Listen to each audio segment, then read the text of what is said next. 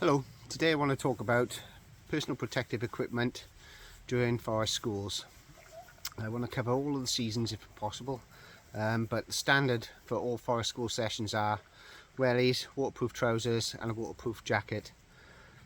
During the summer period you're going to want some slightly different stuff depending on the weather, so always check your weather reports before you do any of your sessions or activities out in the forest. In the summer periods, I like my participants to have long sleeved jumpers or t-shirts on, leggings for the girls, trousers for the boys. Always have a pair of long socks on and adequate footwear for the conditions of your forest basically. So obviously if it's muddy you'll want some wellies on or something with a lot of grip like a good pair of boots. If it's dry then trainers are fine. The reason I like them to wear long socks and cover up a lot of their skin is there's a couple of reasons really. Main one being insects, so to prevent ticks from biting them and from mosquitoes, midges, wasps, ants, all the insects that you'll find in a forest. Keeping your skin covered up is a good idea during the summer period and the spring period to prevent you from being bitten. Also, you've got to bear in mind that there's going to be flora that can sting, so you've got nettles, brambles, um, all sorts of irritants in different plants that you can find in your forest area, and keeping their skin covered minimizes contact, so it's always a good idea to cover up as much skin as possible. Other things that you're going to need for the summer period are sun creams and sun lotions. So I have got some insect repellent here as well, but it's very rarely that you're going to need them, or it's very rarely that I need them personally in my forest school sessions. I'm lucky enough not to have any ticks on site that I've found yet, and I haven't seen any mosquitoes or midges. We don't seem to get a lot here for some unknown reason, but that's not to say that we might never get them, so always be prepared and have your stuff ready should you need them.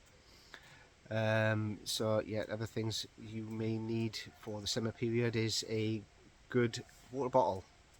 Keep your participants hydrated. Also, I tend to give them a choice of activities that are less energetic if it's very, very hot, and this minimises heat stroke, sunstroke, and generally keep them in cool and shaded areas during hot periods. Another thing to bear in mind as well when you're in your forest schools, although the weatherman might say that you're going to have a hot fine day, if your sessions are first thing in the morning there will be a dew on the ground, and wet feet don't make for happy participants. So what I tend to do is I'll let them wear their wellies first thing, and then as the day progresses and the dew dries they can change then on into their other footwear, so their trainers or their boots, whichever is appropriate for the activities that they're doing in the forest area. So that covers the summer. Winter months are pretty same, as I said. Standard really for your forest school sessions is going to be a hat, waterproof jacket and waterproof trousers and wellies. Winter is no different. Obviously you may need them more, so always check your weather report and plan your activities around the weather that you're going to have. I encourage my participants' parents to pack lots and lots of thin layers, including socks. So a couple of pairs of socks, lots of thin layers on top. Make sure that they've got warm clothing, hats, scarves, gloves, earmuffs, anything that keeps them warm in cold conditions. Wellies are again something that you need to think about, but again what you'll do before your sessions, or what I do personally before my sessions, is I do a site survey. So I'll come down here and I'll check the conditions on the forest, the ground, if it's muddy or slippery, or if it's dry, which it may be during some autumn periods. Wellies may not be necessary, so always pack them in case, but don't if they don't need to wear them, don't let them wear them, because I always find that sometimes they can be a bit of a hindrance, especially if they're planning on activities like climbing trees, balancing across ropes or beams or logs.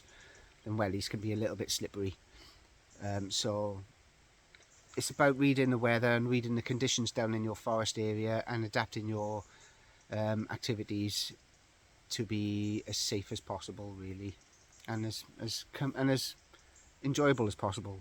I mean, nobody wants to sit around in the cold, freezing, and nobody wants to sit around wet. So just bear that in mind with your sessions, and make sure that you've covered all eventualities, and you have the correct PPE for the activities and the time of year that you're in the forest.